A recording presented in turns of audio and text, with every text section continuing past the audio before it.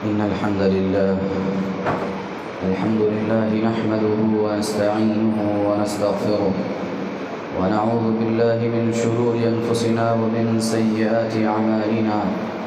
من يهده الله فلا مضل له ومن يضلل فلا هادي له، وأشهد أن لا إله إلا الله وحده لا شريك له، وأشهد أن محمدا عبده ورسوله.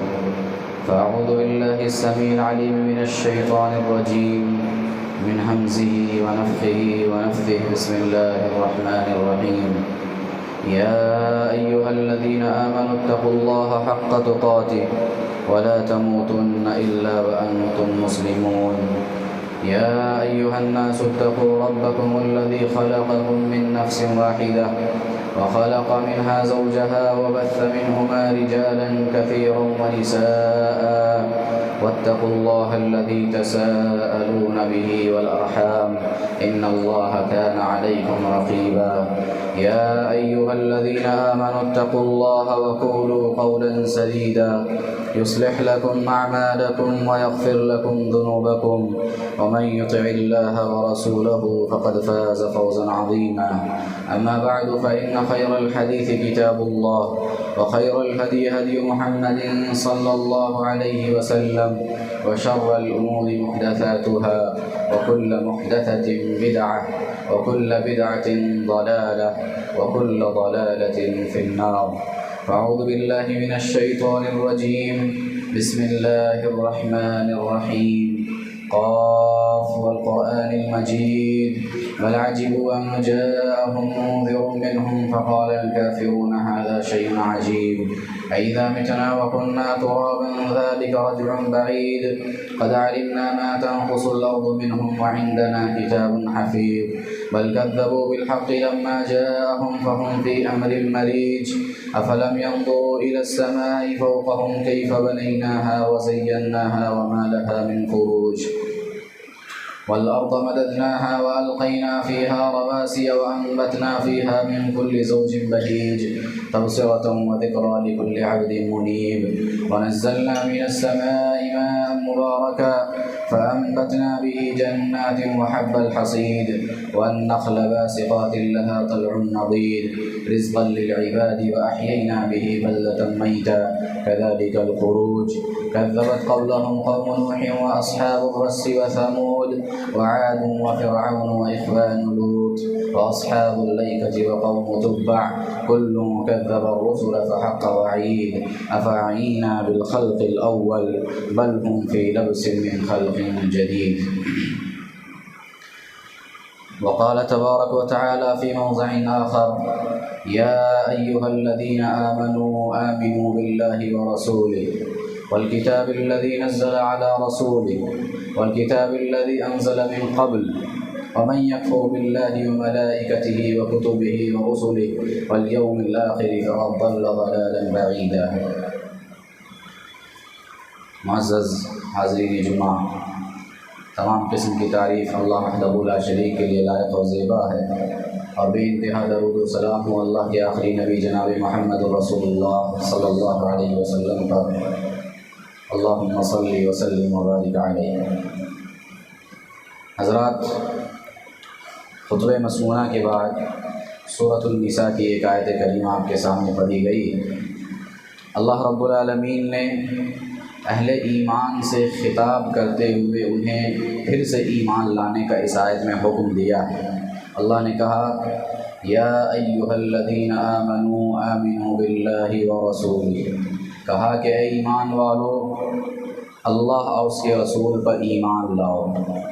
سوال یہ ہے کہ ایمان والوں سے خطاب ہے، اہل ایمان سے اللہ رب العالمین مخاطب ہے، اور ایمان لانے کے باوجود پھر سے انہیں ایمان لانے کا ان سے مطالبہ کیا جا رہا ہے، پھر سے انہیں ایمان لانے کا حکم دیا جا رہا ہے۔ اس کی وجہ کیا ہے؟ اہل علم نے اس کی مختلف تفسیریں بیان کی ہیں۔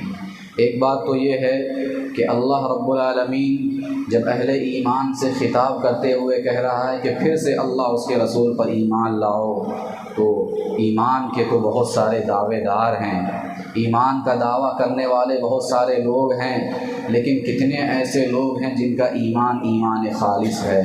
کتنے ایسے لوگ ہیں جن کا ایمان حقیقی معنوں میں ایمان ہے؟ ہم دیکھتے ہیں کہ بہت سے وہ لوگ جو اپنے آپ کو مومن کہتے ہیں، اپنے آپ کو مسلمان کہتے ہیں، ایمان کے دعوے دار ہیں، لیکن اس کے باوجود ان کی زندگیوں میں شرک کی آمیزش ہے، ان کے ایمان کے اندر شرک ملا ہوا ہے۔ اور خود قرآن مجید نے اس بات کی گواہی دی، وَمَا يُؤْمِنُ أَكْثَرُهُم بِاللَّهِ إِلَّا وَهُم مُشْرِكُونَ، کہا کہ بہت سے لوگ ایسے ہیں جو اللہ پر ایمان رکھتے ہوئے بھی شرک میں مبتلا ہیں، اللہ کے ساتھ شرک کر رہے ہیں۔ تو گویا ایمان کے دعوے دار ہیں مگر ان کے ایمان میں شرک کی آمیزش ہے، شرک کی ملاوٹ ہے۔ ایسے لوگوں سے اللہ رب العالمین خطاب کرتے ہوئے کہہ رہا ہے کہ بھلے سے تم ایمان کے دعوے دار ہو، ایمان کا دعویٰ کر رہے ہو، لیکن تمہارا ایمان ابھی بھی ایمان خالص نہیں ہے، تمہارا ایمان ابھی بھی ایمان صادق نہیں ہے۔ لہٰذا حقیقی معنوں میں جسے ایمان کہتے ہیں اس ایمان کی دولت سے اپنے آپ کو مالا مال کر لو، ایمان کو شرک سے الگ کر لو، شرک سے اپنے آپ کو بچا کر کے اپنے ایمان کو خالص کر لو۔ یہ مطلب ہے جب اللہ رب العالمین یہ کہہ رہا ہے کہ اے ایمان والو، اللہ اس کے رسول پر پھر سے ایمان لاؤ۔ اسی طریقے سے دوسری بات اور دوسری وجہ جو اہل علم نے بیان کی ہے اس آیت کی دوسری تفسیر، وہ یہ ہے کہ اللہ رب العالمین اہل ایمان سے ایمان کا مطالبہ کر رہا ہے۔ اس کا مطلب یہ ہے کہ ایمان کی تجدید کرنے کا حکم دیا جا رہا ہے۔ ایمان کی تجدید کا مطلب ایمان کو نیا کرنا۔ انسان کے اندر جو ایمان ہوتا ہے، ایمان ہر وقت ایک جیسا نہیں ہوتا ہے، ایمان گھٹتا ہے، ایمان بڑھتا ہے۔ صحابہ کرام رضوان اللہ علیہم اجمعین اور ہمارے درمیان یہی تو فرق ہے کہ اگر ہر انسان کا اور سارے لوگوں کا ایمان ایک جیسا ہوتا، ایک معیار کا ہوتا، تو صدیق اکبر نہیں ہوتے، عمر بن خطاب نہیں ہوتے، عثمان غنی نہیں ہوتے، علی بن ابی طالب نہیں ہوتے، اور ہم نہیں ہوتے، بلکہ دونوں کا ایمان اگر ایک جیسا ہوتا تو ان میں اور ہمارے درمیان کوئی فرق نہیں ہوتا۔ فرق اسی لیے ہے کہ ان کا ایمان کے اعلیٰ درجے پر وہ فائز تھے، ان کا ایمان جو تھا اعلیٰ قسم کا ایمان تھا، معیاری قسم کا ایمان تھا، اور ہمارا جو ایمان ہے ان کے ایمان کا ہم اپنے ایمان سے مقابلہ نہیں کر سکتے ہیں۔ اس لیے ایمان کی تجدید ضروری ہے۔ جب اللہ رب العالمین یہ کہہ رہا ہے کہ ایمان والو ایمان لاؤ پھر سے اللہ اور اس کے رسول پہ، تو اس کا مطلب یہ ہے کہ ہم اپنے ایمان کی تجدید کریں۔ اور پیارے نبی صلی اللہ علیہ وسلم کی حدیث ہے، آپ نے فرمایا کہ جس طرح تمہارے جسم پہ تمہارا کپڑا بوسیدہ ہوتا ہے، جس طرح تمہارا کپڑا بوسیدہ ہوتا ہے، پرانا ہوتا ہے، اسی طریقے سے تمہارے دلوں میں، تمہارے ضمیر میں جو ایمان ہے وہ بھی پرانا ہو جاتا ہے، وہ بھی بوسیدہ ہوتا ہے، اسے بھی زنگ لگ جاتی ہے، اس کو بھی صاف کرنے کی ضرورت پڑتی ہے۔ اس لیے پیارے نبی صلی اللہ علیہ وسلم فرماتے ہیں اللہ سے دعا کیا کرو کہ اللہ ہمارے دلوں میں ایمان کی تجدید فرما دے، ایمان کو پھر سے نیا کر دے۔ یہ مطلب ہے اس آیت کا، جب اللہ رب العالمین کہہ رہا ہے کہ ایمان والو پھر سے اللہ اس کے رسول پہ ایمان لاؤ، تو ایمان کی تجدید کا ہمیں اور آپ کو حکم دیا جا رہا ہے۔ اور تیسری تفسیر اہل علم نے کی اس آیت کی، کہا کہ ایمان کے بہت سے درجات ہیں، ایمان صرف ایک لیول کا نہیں ہے، ایک معیار کا نہیں ہے، اس کے بہت سے درجات ہیں، اس کے بہت سے درجات ہیں اور بہت سے معیارات ہیں۔ اور جیسا کہ ہم نے کہا ایمان گھٹتا ہے اور کبھی ایمان بڑھتا ہے، ایمان ہمیشہ ایک جیسا نہیں ہوتا۔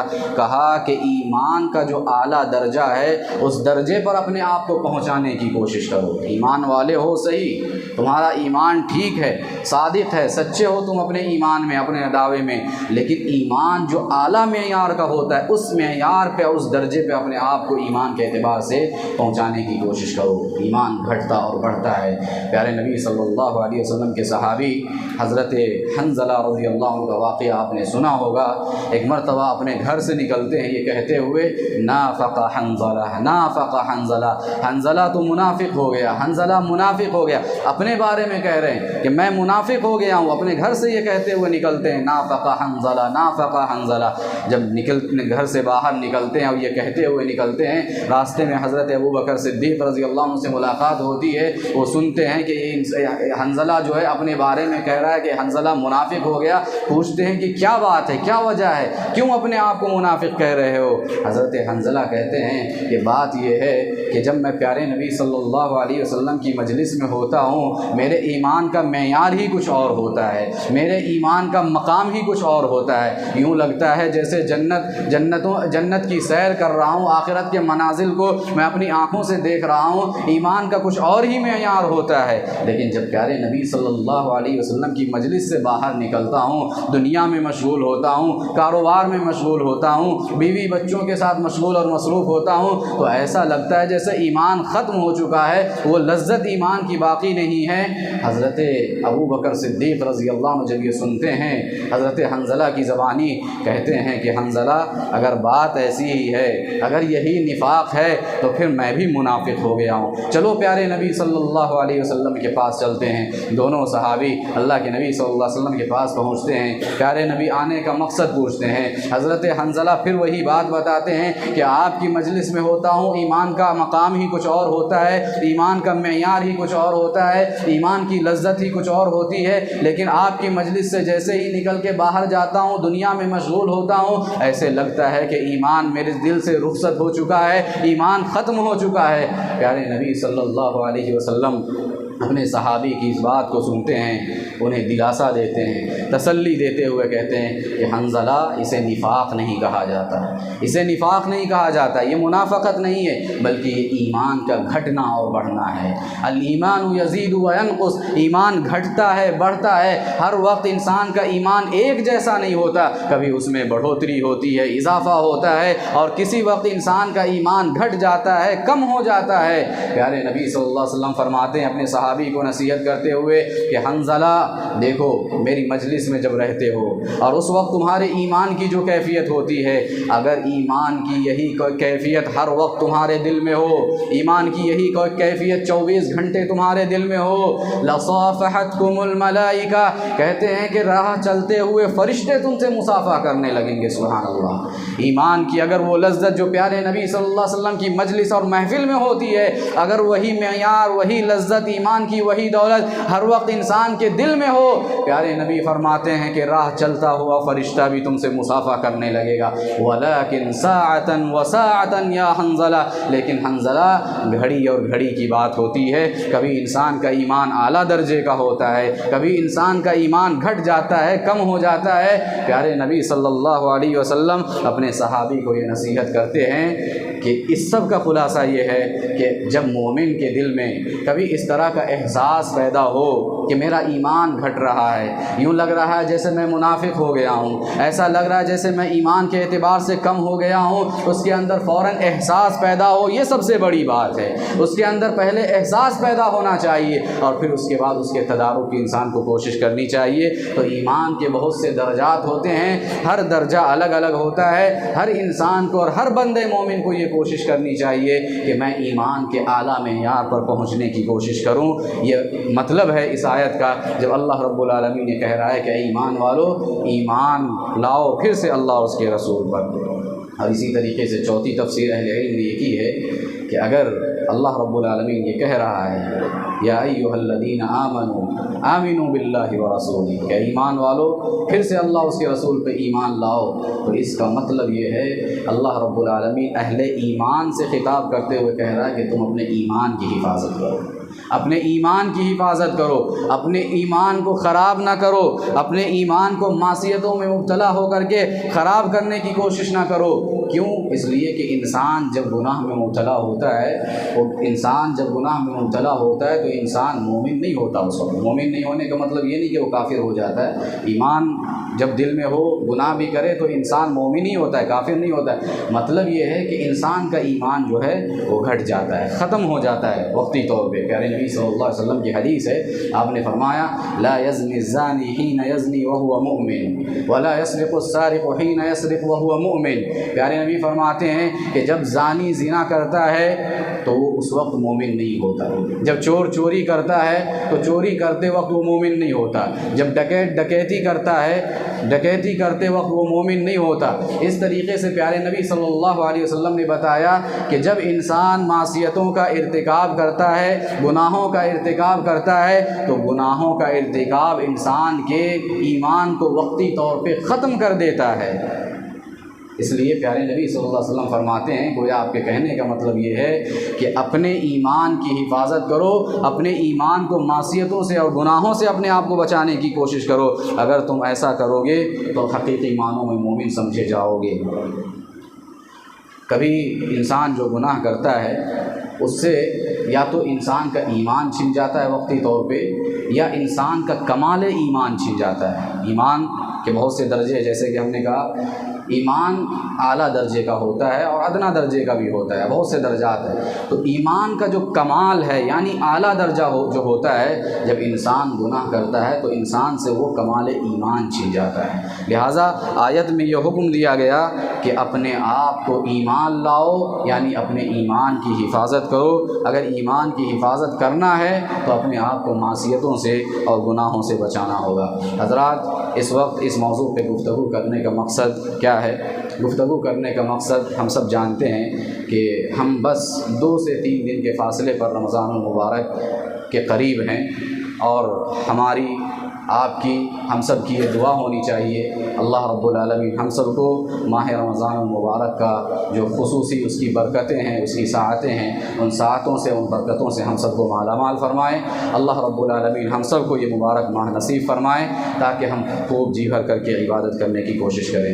حضرات، جب کہ 2-3 دن کا فاصلہ ہے تو اس وقت ہمیں ماہ رمضان کا استقبال کرنا ہے۔ ماہ رمضان کا استقبال کیسے ہوتا ہے؟ یہ کوئی شخصیت نہیں ہے، کوئی سیلیبریٹی نہیں ہے کہ ہم کھڑے ہو کر کے اس کو مرحبا کہیں گے، اس کا ویلکم کریں گے، الفاظ میں اس کو اپنے پاس بلائیں گے۔ نہیں، یہ فضیلتوں والے ایام ہیں، فضیلتوں والا مہینہ ہے۔ تو اس کا جو استقبال ہوگا، چونکہ وہ عمل والا مہینہ ہے، اس لیے عمل کے ذریعے سے اس کا استقبال ہوگا۔ کیسے استقبال ہوگا؟ اہل علم نے استقبال رمضان کے حوالے سے بہت ساری باتیں نقل کی ہیں، کچھ باتیں ان میں سے آپ کے سامنے رکھ کر کے اپنی بات ختم کروں گا۔ سب سے پہلی چیز تو یہ ہے کہ استقبال رمضان میں، رمضان کا مہینہ جو ہے اس کی عظمت کا احساس ہمارے اندر پیدا ہونا چاہیے۔ رمضان کی عظمت، اس کا مقام، اس کا مرتبہ، اس کی حیثیت، اس کی اہمیت، اس کی فضیلت، یہ ساری چیزیں یعنی رمضان کی جو عظمت ہے اس کا احساس ہمارے دلوں میں پیدا ہونا چاہیے۔ یہ سب سے بنیادی چیز ہے استقبال رمضان کی، کیونکہ رمضان عبادتوں کا مہینہ ہے، خاص طور پہ لوگ جی بھر کر کے عبادت کرنے کی کوشش کرتے ہیں، خوب محنت اور مشقت کرتے ہیں۔ تو جب تک رمضان کا احساس ہمارے، اس کی عظمت کا احساس ہمارے دلوں میں پیدا نہیں ہوگا، تب تک ہم صحیح معنوں میں اس کی قدر نہیں کر پائیں گے۔ کسی بھی چیز کی قدر کرنے کے لیے اس کی عظمت کا احساس ہونا ضروری ہے۔ دل اس کی عظمت کو تسلیم کرے، دل اس کی اہمیت اور اس کے مقام و مرتبے کو تسلیم کرے۔ جب یہ عظمت، یہ اہمیت، یہ مقام، یہ فضیلت ہمارے دل کو اس بات کا احساس ہوگا اور ان فضائل کا احساس ہوگا، تب ہم صحیح معنوں میں ماہ رمضان کی قدر کر سکیں گے۔ اس لیے سب سے پہلے ماہ رمضان کی عظمت کا احساس ہم اپنے اندر پیدا کریں کہ ماہ رمضان کتنا عظیم مہینہ ہے، کتنا متبرک مہینہ ہے، کتنا فضیلتوں والا مہینہ ہے۔ اور سبحان اللہ، اس سے بڑی عظمت کی بات کیا ہو سکتی ہے؟ اس سے بڑی فضیلت کی بات کیا ہو سکتی ہے؟ اس سے بڑے مقام و مرتبے کی بات ماہ رمضان کے حوالے سے کیا ہو سکتی ہے کہ کائنات کے اندر سب سے عظیم کتاب، سب سے بڑی کتاب، سب سے اعلیٰ کتاب اگر کوئی ہے تو وہ قرآن مجید ہے، اور اللہ رب العالمین نے اس عظیم کلام کو، اس عظیم کتاب کو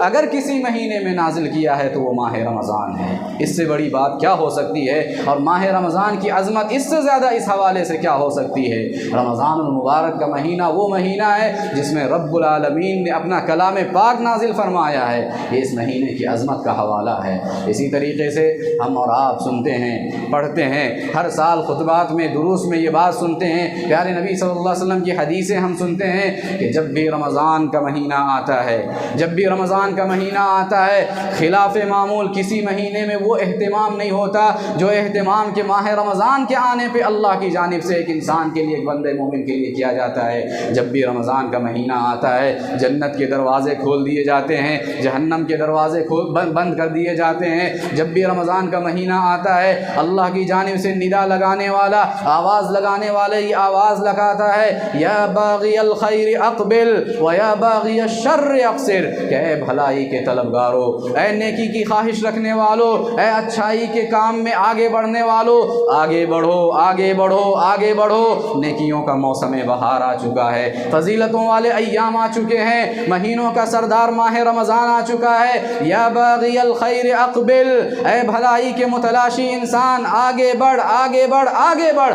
ہر رمضان میں جب بھی رمضان کا مہینہ آتا ہے، اللہ کی جانب سے یہ ندا لگائی جاتی ہے، کسی اور مہینے میں یہ ندا نہیں لگتی ہے۔ اسی طریقے سے دوسرا فرشتہ اعلان کرتا ہے، وَيَا بَاغِيَ الشَّرِّ اقْصِرْ، کہ اے برائی کے چاہنے والے، اے برائی کے پیچھے دوڑنے والے، اے گناہوں اور معصیتوں میں لت پت رہ کر زندگی گزارنے والے، اب تو رک جا، اب تو بس کر، اب تو اپنے آپ کو لگام دے، اب تو اپنے آپ کو روک لے کہ یہ جو مہینہ آنے والا ہے یا جس مہینے سے تم گزر رہے ہو، یہ مہینہ معصیتوں کا مہینہ نہیں ہے، یہ مہینہ گناہوں کا مہینہ نہیں ہے، یہ مہینہ رب العالمین کی نافرمانی کا مہینہ نہیں ہے، یہ نیکیوں کا مہینہ ہے۔ اب تو اپنے آپ کو روک لے، اب تو اپنے آپ کو لگام دے لے۔ اللہ کی جانب سے ہر رمضان کے آغاز پر یہ ایک ندا لگائی جاتی ہے۔ اسی طریقے سے ہم حدیث سنتے ہیں، پیارے نبی صلی اللہ علیہ وسلم فرماتے ہیں، رمضان کا مہینہ جیسے آتا ہے، ہر عمل کا اجر و ثواب جو ہے بڑھا دیا جاتا ہے، ہر عمل کا اجر و ثواب بڑھا دیا جاتا ہے۔ یہ اور اس طرح کی کتنی حدیثیں ہیں جو ماہ رمضان کی فضیلت پر دلالت کرتی ہیں،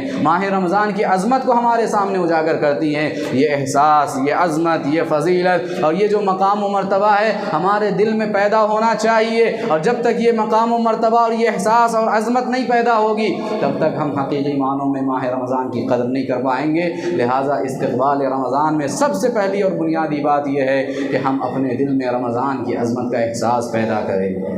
اسی طرح سے حضرات، دوسری بات، اپنی نیت کو ہم خالص کریں، اپنی نیت کو خالص کریں، یہ عزم مصمم کر لیں، یہ ارادہ کریں کہ یہ جو رمضان آنے والا ہے، گزشتہ تمام رمضانوں سے اور گزشتہ تمام سالوں سے جو میری زندگی میں آئے ہیں، آنے والا یہ رمضان ایک مثالی رمضان ہوگا، ایک مثالی رمضان ہوگا۔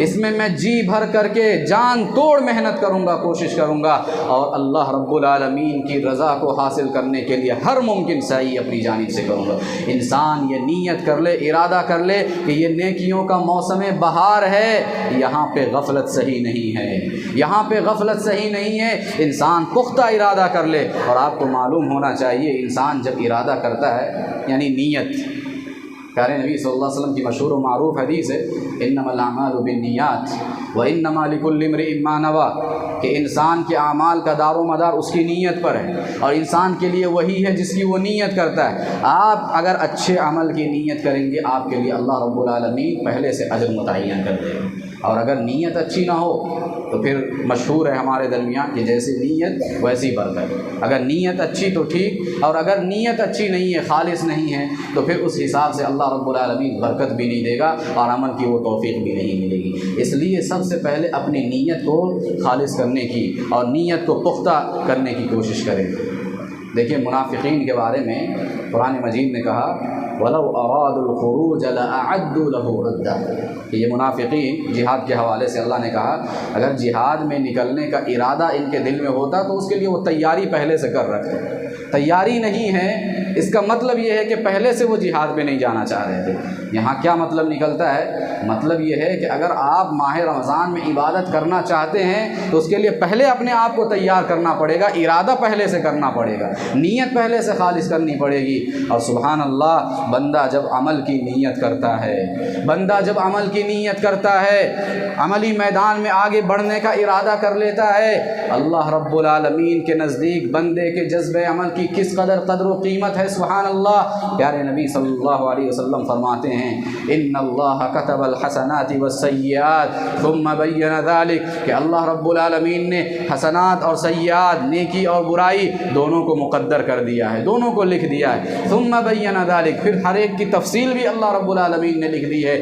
اور بیان کر دی ہے۔ پیارے نبی صلی اللہ علیہ وسلم فرماتے ہیں فمن ہم بحسنۃ فلم يعملها كتبها اللہ له عنده حسنۃ کاملہ، جو شخص صرف نیکی کا ارادہ کرتا ہے، ابھی اس نے نیکی نہیں کی ہے، صرف نیکی کا ارادہ اس نے کیا ہے، پیارے نبی فرماتے ہیں اللہ رب العالمین اس کے کھاتے میں، اس کے حصے میں ایک مکمل نیکی لکھ دیتا ہے۔ سبحان اللہ۔ اللہ رب العالمین کتنا بڑا قدردان ہے، کتنا قدردان ہے، اپنے بندوں کے سلسلے میں کتنا بڑا شاکر ہے۔ سبحان اللہ، کہ بندہ صرف ایک عمل کی نیت کر رہا ہے، ابھی اس نے عمل کیا نہیں ہے، عمل کیا نہیں ہے، صرف عمل کی نیت اس نے کی ہے۔ پیارے نبی فرماتے ہیں اللہ رب العالمین اس کے حق میں، اس کے حصے میں ایک مکمل نیکی کا ثواب لکھ دیتا ہے۔ اور پھر بندہ جب اپنی نیت کے مطابق عمل کر لے، پیارے نبی فرماتے ہیں اس ایک عمل کے بدلے میں 10 گنا بلکہ 700 گنا، اور ایک حدیث میں، اسی حدیث میں بلکہ پیارے نبی فرماتے ہیں کہ اس سے بھی زائد ایک بندے کو اللہ رب العالمین اجر و ثواب کے اعتبار سے نوازتا ہے۔ یہ اللہ رب العالمین کے نزدیک بندوں کے جذب عمل کی قدر و قیمت ہے۔ لہٰذا ہم اپنی نیت کو خالص کریں، اپنی نیت کو پختہ کریں کہ یہ جو مہینہ آنے والا ہے، یہ جو رمضان آنے والا ہے، ایک مثالی رمضان ہوگا، اور میں بھرپور اس میں محنت کر کے اللہ رب العالمین کی رضا حاصل کرنے کی کوشش کروں گا۔ اسی طرح سے حضرات، استقبال رمضان میں تیسری اور اہم بات جو ہے وہ ہے توبہ و استغفار۔ توبہ و استغفار، توبہ و استغفار ہر گناہ کے لیے ضروری ہے، ہر وقت ضروری ہے، اس کے لیے زمان و مکان کی کوئی قید نہیں ہے۔ ایسا نہیں ہے کہ فلاں وقت ہوگا تب توبہ کرے گا انسان، فلاں گھڑی آئے گی تب کرے گا انسان توبہ، نہیں، فلاں جگہ پہ جائے گا تبھی انسان توبہ کرے گا۔ زمان و مکان کی کوئی قید نہیں ہے توبہ استغفار کے لیے۔ انسان کو ہر وقت توبہ استغفار کرنا چاہیے اور ہر گناہ پہ توبہ استغفار کرنا چاہیے، لیکن خاص طور پہ جب فضیلتوں والے ایام آ رہے ہوں، نیکیوں کا موسم بہار آ رہا ہو، جب نیکیوں کے لوٹنے کا موسم آ رہا ہو، نیکیوں کی ذخیرہ اندوزی کا موسم اور ایام آ رہے ہوں، ایسے وقت میں خاص طور پہ توبہ استغفار کی اہمیت دوبارہ ہو جاتی ہے۔ کیوں؟ اس لیے کہ احادیث سے یہ پتہ چلتا ہے کہ انسان اگر گناہ گار ہے، ابھی اس نے توبہ نہیں کیا، اور انسان واقعی معنوں میں گنہگار ہے، کوئی شخص یہ نہیں کہہ سکتا کہ میں گنہگار نہیں ہوں، چلتے پھرتے اٹھتے بیٹھتے اس سے انسان سے گناہ سرزد ہو جاتا ہے۔ انسان کل بنی آدم خطا، پیارے نبی صلی اللہ علیہ وسلم کی حدیث ہے، ہر انسان، آدم کی ہر اولاد خطا کار ہے، ہر انسان گنہگار ہے۔ لہٰذا اٹھتے بیٹھتے چلتے پھرتے انسان سے جانے انجانے میں گناہ سرزد ہو جاتا ہے، لہٰذا ہر وقت انسان کو توبہ استغفار کرتے رہنا چاہیے۔ لیکن انسان اگر توبہ استغفار نہیں کرتا ہے تو جانتے ہیں اس کے گناہ کے اثرات بدستور اس کی زندگی میں جاری رہتے ہیں، اثرات اس کی زندگی میں مرتب ہوتے رہتے ہیں گناہ کے، اگر انسان توبہ استغفار نہیں کرتا ہے۔ اور جب انسان توبہ استغفار نہیں کرتا ہے، گناہوں کے اثرات باقی رہتے ہیں، تو ایک پتے کی بات سن لیجئے، انسان نیکیوں کی توفیق سے محروم کر دیا جاتا ہے، انسان کو نیکیوں کی توفیق نہیں ملتی ہے، انسان نیکیوں کی توفیق سے محروم کر دیا جاتا ہے، بھلائی کی جانب اس کا مزاج مائل نہیں ہوتا، اس کا ذہن مائل نہیں ہوتا، عبادت کے کاموں کی طرف اس کا دل مائل نہیں ہوتا، اس کا من مائل نہیں ہوتا، گویا انسان معصیتوں کے اثرات کی وجہ سے نیکیوں کی توفیق سے محروم کر دیا جاتا ہے۔ اور ماہ رمضان نیکیوں کا مہینہ، عبادتوں کا مہینہ، اگر کوئی انسان نیکیوں کی توفیق سے محروم کر دیا جائے، کتنا بڑا بد نصیب ہے وہ انسان اور کتنا حرما نصیب ہے وہ انسان۔ حضرت حسن بصری رحمہ اللہ اور حضرت فضیل بن عیاض رحمہ اللہ کا ایک واقعہ اہل علم نے نقل کیا ہے، بلکہ ان کا قول نقل کیا ہے۔ ایک شخص آتا ہے اور آ کے کہتا ہے کہ میں رات میں قیام اللیل کی استطاعت نہیں رکھتا ہوں، طاقت ہے، قوت ہے، میں کر سکتا ہوں، لیکن دل جو ہے اس کی طرف مائل نہیں ہوتا، قیام اللیل کی طرف، تہجد کی طرف، نیکیوں کی طرف میرا دل مائل ہی نہیں ہوتا ہے، چاہ کر بھی نہیں کر پاتا ہوں۔ امام حسن بصری اور فضیل بن عیاض رحمہ اللہ کا مشترکہ جواب ہے، مشترکہ جواب، یکساں جواب دیتے ہوئے دونوں اہل علم کہتے ہیں کہ تمہیں تمہارے گناہوں نے قید کر دیا ہے، تمہیں تمہارے گناہوں نے قید کر دیا ہے، فضیل بن عیاض رحمہ اللہ کہتے ہیں کہ اگر تمہیں رات میں قیام اللیل اور دن میں صیام النہار یعنی روزے کی توفیق نہ ملے تو یہ سمجھ لو کہ تم مقید کر دیے گئے ہو، قید کر دیے گئے ہو، اور یہ قید کسی اور نے نہیں بلکہ خود تمہارے گناہوں نے تمہیں کر رکھا ہے۔ اللہ اکبر۔ پتہ یہ چلا کہ انسان اگر توبہ و استغفار نہ کرے، اس کے جسم پر اور اس کی زندگی میں گناہوں کے اثرات اگر باقی ہوں تو انسان پھر نیکیوں سے محروم کر دیا جاتا ہے۔ اس لیے ماہ رمضان عبادتوں کا مہینہ، ریاضتوں کا مہینہ، نیکیوں کا مہینہ جو آنے والا ہم پہ سایہ فگن ہونے والا ہے، استقبال رمضان کے حوالے سے یہ بات ضروری ہے کہ ہم اگر ماہ رمضان میں نیکیوں کی توفیق پانا چاہتے ہیں رب العالمین کے یہاں تو ہمیں اس سے پہلے اپنے گناہوں سے توبہ استغفار کرنا ہوگا، اپنے گناہوں پہ ندامت کے آنسو بہا کر کے اللہ کے سامنے گڑ گڑا کر کے اپنے گناہوں پر انسان کو اور ہم سب کو معافی مانگنا ہوگا۔ اسی طریقے سے حضرات، استقبال رمضان کے حوالے سے اہل علم نے جو باتیں نقل کی ہے ان میں ایک بڑی بات یہ ہے کہ انسان رمضان کے مسائل کو سیکھنے اور جاننے کی کوشش کرے۔ رمضان کے مسائل کو، چاہے وہ روزوں کا مسئلہ ہو، تراویح کا مسئلہ ہو، نوافل کا مسئلہ ہو، صدقات و خیرات کا مسئلہ ہو، زکوٰۃ کا مسئلہ ہو، ماہ رمضان میں خاص طور پہ جو ہم اعمال کرتے ہیں ان اعمال کی افہام و تفہیم، ان کو سیکھنا سمجھنا ہر انسان کے لیے اور بندے مومن کے لیے ضروری ہے۔ کیوں؟ اس لیے کہ اگر ہم عبادت کر رہے ہیں، ہم کو معلوم ہی نہیں کہ عبادت کیسے کرنا ہے، تو وہ عبادت اللہ کے پاس قابل قبول کیسے ہوگی؟ کون سی عبادت کرنی ہے اور وہ عبادت کیسے کرنی ہے، کس انداز میں کرنی ہے، کتنی کرنی ہے، اگر یہ معلوم نہ ہو تو پھر اللہ کے پاس یہ عبادت کیسے قابل قبول ہوگی؟ کتنے ایسے لوگ ہیں جو روزہ تو رکھتے ہیں، خوب دن بھر محنت کرتے ہیں، صبح سے لے کے شام تک روزہ رکھتے ہیں، لیکن اس کے باوجود بھی یا تو ایسا ہوتا ہے کہ وہ پورے روزے کے اجر و ثواب سے محروم کر دیے جاتے ہیں، یا پھر ایسا ہوتا ہے کہ محروم تو نہیں لیکن اجر و ثواب میں کمی اور کوتاہی ضرور واقع ہو جاتی ہے۔ وجہ کیا ہے؟ اور لوگوں کی طرح آپ نے بھی صبح سے لے کر کے، صبح صادق سے لے کر کے غروب آفتاب تک آپ نے بھی روزہ رکھا ہے اور لوگوں نے بھی روزہ رکھا ہے، لیکن دونوں کے ثواب میں یہ فرق کیوں واقع ہو رہا ہے؟ وجہ یہ ہے کہ اس عبادت کو، روزے کو جیسے رکھنا تھا، اس کے جو آداب تھے، اس کے جو واجبات تھے، اس کے جو شروط تھے، اس کے جو ارکان تھے، اس کو جیسے رکھنا چاہیے تھا ویسے آپ نے روزہ نہیں رکھا ہے، اس لیے آپ یا تو ثواب سے محروم کر دیے گئے ہیں یا آپ کے ثواب میں کمی اور کوتاہی واقع ہو گئی ہے۔ اس لیے، اور کتنے ایسے لوگ ہیں کہ جن کے اوپر روزہ فرض نہیں ہے، یعنی دائمی مرض میں مبتلا ہیں، مستقل اور پرماننٹ پیشنٹ ہے، ان کے اوپر روزہ اللہ نے فرض نہیں کیا ہے، وہ چھوڑ سکتے ہیں، فدیہ ادا کر کے ان کا مسئلہ حل ہو جائے گا، لیکن علم نہ ہونے کی وجہ سے ایسے لوگ بھی روزہ رکھنے کی کوشش کرتے ہیں۔ اللہ رب العالمین نے رخصت ہی نہیں دی بلکہ حکم دیا کہ ایسے لوگ روزہ نہیں رکھیں گے، کیونکہ اس کی وجہ سے ان کی جان کو خطرہ ہے، اور اسلام میں جان جو ہے انسان کا، ایک بندے مومن کا، وہ خانہ کعبہ سے بھی زیادہ حرمت والا ہے۔ آپ نے مشہور حدیث سنی ہوگی، پیارے نبی صلی اللہ علیہ وسلم کے صحابی غالباً حضرت عمر رضی اللہ عنہ، عبداللہ بن عباس رضی اللہ عنہ خانہ کعبہ کی طرف اشارہ کرتے ہوئے کہتے ہیں، یا روایت صحیح طریقے سے ذہن میں نہیں آ رہی ہے، پیارے نبی صلی اللہ علیہ وسلم ہی کا غالباً یہ ارشاد ہو کہ آپ خانہ کعبہ کی طرف اشارہ کرتے ہوئے کہتے ہیں کہ اے خانہ کعبہ، تیری عظمت و فضیلت کے کیا کہنے، تیرے مقام و مرتبے کا کیا کہنا، لیکن یاد رکھ ایک بندے مومن کی جان تجھ سے کہیں زیادہ اللہ کے نزدیک حرمت والا ہے۔ مشہور و معروف روایت ہے۔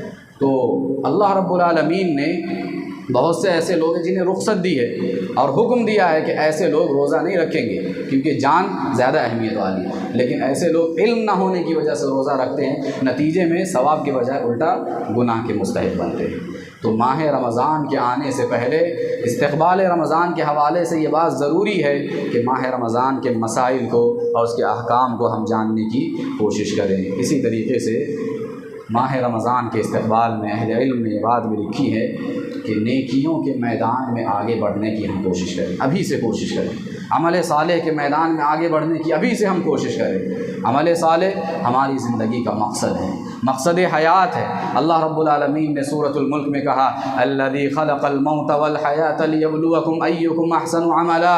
اللہ رب العالمین نے موت و حیات کو پیدا کیا، کیوں پیدا کیا؟ تاکہ وہ آزمائے، جانچے، دیکھے کہ تم میں عمل کے اعتبار سے سب سے اچھا کون ہے، عملی میدان میں سب سے اچھا کون ہے۔ ہماری زندگی کا مقصد عمل صالح، نیکیوں کے کام کرنا، نیکیوں کے میدان میں آگے بڑھنا، یہ ہماری زندگی کا مقصد ہے، مقصد حیات ہے۔ اور ماہ رمضان جو عبادتوں کا مہینہ ہے، نیکیوں کا مہینہ ہے، جو آنے والا ہے ہمارے پاس، اس سے پہلے اس کی تیاری میں ضروری ہے کہ ہم ابھی سے اپنے آپ کو عمل صالح کا پیکر اور خوگر بنائیں، تاکہ یہ جو رمضان آئے گا ایک ساتھ جو عبادتیں ہمارے پاس جمع ہوں گی، اس میں ہمارا نفس اکتاہٹ کا شکار نہ ہو جائے، بیزاری کا شکار نہ ہو جائے کہ نفس اگر بیزار ہو جائے، اکتا جائے، تو پھر ہم عبادت نہیں کر سکتے۔ پہلے سے نفس کو عمل صالح کا خوگر بنانا ہے، عادی بنانا ہے، تاکہ یہ عادت جو ہے رمضان کے اندر بھی جاری رہے۔ پیارے نبی صلی اللہ علیہ وسلم جو ماہ شعبان میں کثرت سے نفلی روزے رکھتے تھے، وجہ کیا تھی؟ پچھلے خطبات میں آپ نے سنا کہ پیارے نبی صلی اللہ علیہ وسلم ماہ رمضان کے بعد سب سے زیادہ روزے جو رکھتے تھے وہ ماہ شعبان میں رکھتے تھے۔ وجہ کیا؟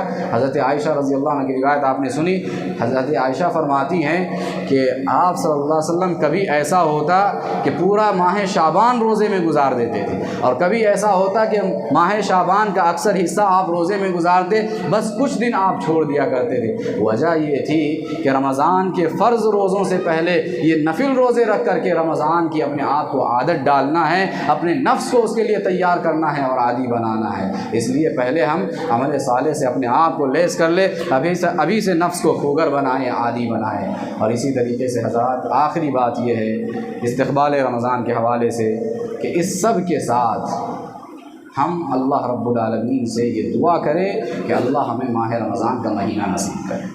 یہ بہت بڑی فضیلت کی بات ہے، ماہ رمضان کا مل جانا بہت بڑی فضیلت کی بات ہے۔ وہ واقعہ آپ نے سنا، دو بھائیوں نے، دو دوستوں نے اسلام قبول کیا، اور ایک سال کے اندر ایک دوست کا انتقال ہو گیا کچھ دنوں میں، اور دوسرا جو دوست تھا ایک سال کے بعد اس کا انتقال ہوا۔ لیکن صحابی دیکھتے ہیں کہ ایک ساتھی جو ہے وہ پہلے جو انتقال ہوا ہے وہ اتنا مقام و مرتبہ اس کو نہیں مل رہا ہے آخرت کے حوالے سے، لیکن جو دوسرا بعد میں انتقال ہوا ایک سال کے بعد، اس کا مقام و مرتبہ بہت ہی بلند ہے۔ پیارے نبی صلی اللہ علیہ وسلم کے پاس جب اس بات کو رکھتے ہیں صحابی اپنے خواب کو، تو کہتے ہیں کیوں نہیں، وہ جو پہلا انتقال کیا تھا اسے رمضان کا مہینہ نصیب نہیں ہوا، بعد والا جو انتقال کیا ہے، بعد میں انتقال ہوا ہے جس کا اسے رمضان کا مہینہ اس کی زندگی میں نصیب ہوا، رمضان کا مہینہ اسے نصیب ہوا۔ رمضان کا مہینہ پا کر کے اس نے جو عبادت کی ہے، جو ریاضت کی ہے، جو محنت کی ہے، جو نیکی کمایا ہے، رمضان کے اس مہینے میں کی گئی نیکیوں نے اسے وہ مقام بلند عطا کیا ہے جو پہلے شخص کو حاصل نہیں ہوا ہے۔ تو ماہ رمضان کا پا لینا بہت بڑی سعادت کی بات ہے، بڑی فضیلت کی بات ہے۔ لہٰذا ہم اللہ سے دعا کریں، اور یہ دعا کرنا نہ بھولیں کہ اللہ ہم سب کو ماہ رمضان کا مہینہ جو ہے وہ نصیب کرے۔ ہمارے اسلاف 6 مہینہ پہلے اس کے لیے دعا کرتے تھے، اور ماہ رمضان کے بعد بھی 6 مہینے تک اس میں کیے گئے اعمال کی قبولیت کے سلسلے میں دعا کیا کرتے تھے۔ لہٰذا استقبال رمضان کے حوالے سے چند باتیں ہیں جن کا خیال رکھنا ضروری ہے۔ اللہ رب العالمین ہم سب کو عمل کرنے کی توفیق نصیب فرمائے۔ اللہم آمین۔ أقول قولي هذا وأستغفر الله لي ولكم ولسائر المسلمين من كل ذنب فاستغفروه إنه هو الغفور الرحيم إنه تعالى جواد كريم ملك بر رؤوف رحيم ورب كريم۔